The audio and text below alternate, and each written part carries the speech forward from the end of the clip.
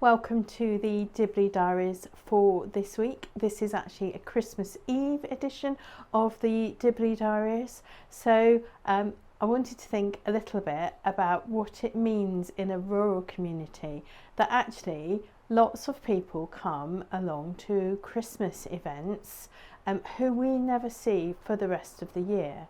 So what does it mean for us that we might have lots and lots of people from the village at the Christmas events, at a carol service or a crib service or whatever it is? People come, and they might come regularly once a year to that service. So it's very frustrating. Vicars all wish that those people would come more frequently. So maybe even if they came 3 or 4 times a year, that would make a huge difference to most rural congregations if there was a higher percentage of attendance from the church community. But I've been pretty challenged about that this week. How do people who are not members of our church community know what's going on in our church building? How invited do they feel to what's happening?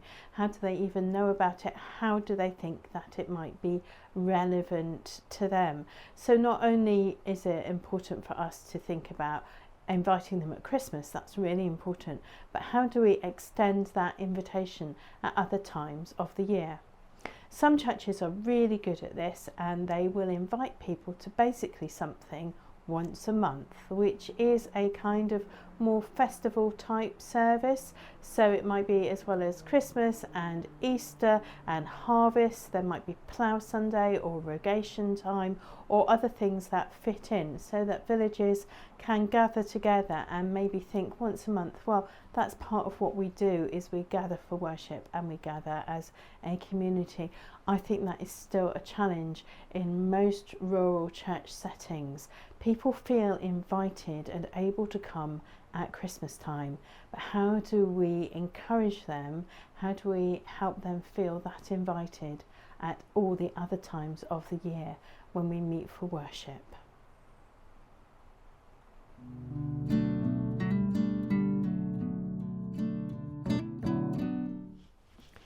This week's thought for the week is based on the reading for the 4th Sunday in Advent, which is Luke 1:26-38, which is where the angel Gabriel and Mary have the conversation about Mary being Jesus' mother, and she says that she will do this.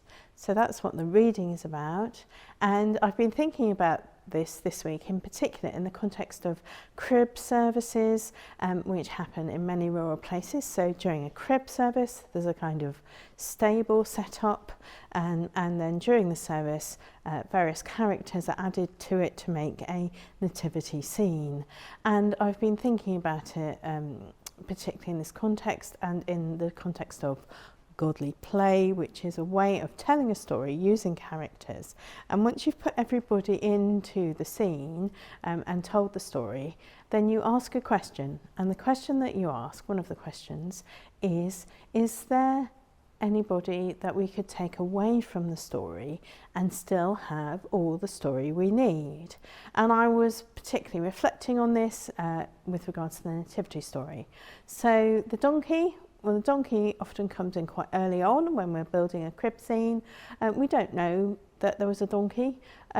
We assume there's a donkey because Mary would have needed to ride on something to get all the way to Bethlehem. So we think that there's a donkey, and the donkey goes in. Might not have been a donkey. So there we go, that's there. What about the wise men, the magi, the kings? We often have 3. It's controversial whether you put them right up into the nativity scene straight away or leave that until Epiphany. So we have these 3 wise men that we put into the scene. We don't know that there were 3. It doesn't say there were 3, there were 3 gifts. We know there were 3 gifts, we just apportion 1 each. We don't know that they were men. It's not gender specific, we just assume that the woman wouldn't have been able to spare time to come. We assume that there are camels because it's a sensible way to get from Tehran to Jerusalem. So those are some of the assumptions, so maybe we could lose some of them and still have all the story we need. The shepherds. The shepherds still puzzle me, even after 20 years. I'm still not exactly sure why God announced this to the shepherds. But the shepherds came. I mean, it could be to do with the whole image of being a shepherd and a good leader and a shepherd king like David, or it might be that this announcement is to the classic working poor of the places like Bethlehem, and so that might be a prophetic thing that's going on. But the shepherds, we don't know how many there were, we don't know if they brought their sheep. We put shepherds and sheep into the nativity scene, but we don't really understand. Could we have all the story that we need without any shepherds? That's an interesting question, isn't it? Then Joseph. We have Joseph. Joseph is a character who we kind of need in the story, but Joseph wasn't Jesus' biological dad. And if your Joseph in your crib set has suffered an accident, then often you'll be substituted as shepherd to be Joseph in your nativity scene without anyone particularly noticing. And so Joseph creates this home and love and care for Jesus, which is really important. But could we have the story that we need if we didn't have Joseph? But the one person we really can't do without in the story is Mary. And Mary is so important in this story. And from a Protestant tradition, we are kind of encouraged not to think about Mary too much for lots of kind of quite ancient political reasons. But Mary and the angel have this encounter, and Mary consents to be Jesus' mother. So the angel doesn't ask their question, it doesn't say what's going to happen, starting with a question. Culturally, we would like that. If we're thinking about consent, we would like the angel to start with a question to Mary.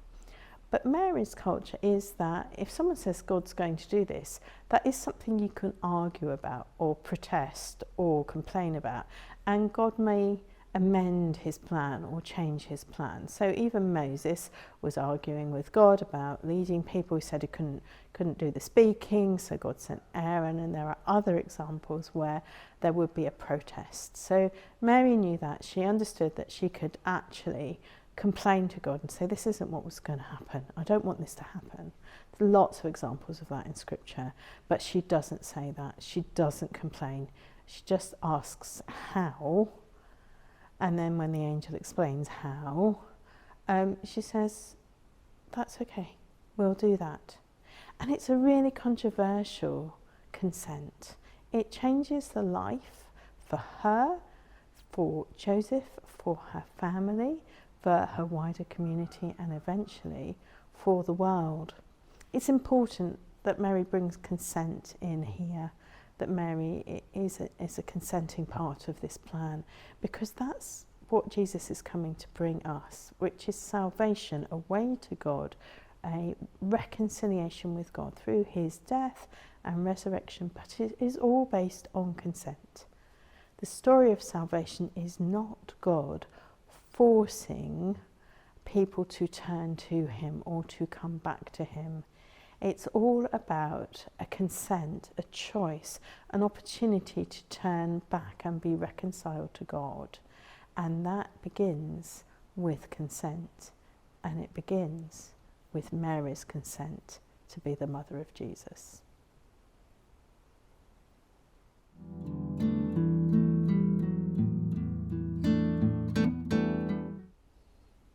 This week's Dibley moment of the week happened to me not long after I was ordained, when I was leading a little talk by the crib in a crib service with carols, and we were about to put the animals into the crib when a small child of a very important member of the church community came up to me, and I thought, oh, that's nice, they're going to start bringing, they want to bring their animal up. Stood in front of me, lifted the animal up and ripped the leg off this animal, broke it really easily for such a small child, and I think I was really unsure what to do. I think I just carried on with the talk, but I wonder what you would have done if this important person's child had just come up and ripped the leg off a nativity crib set animal in front of you. That's it for the Dibley Diaries for this week. I pray that you and your village, however large or small, have a really blessed Christmas and that you have all of the nativity story that you need.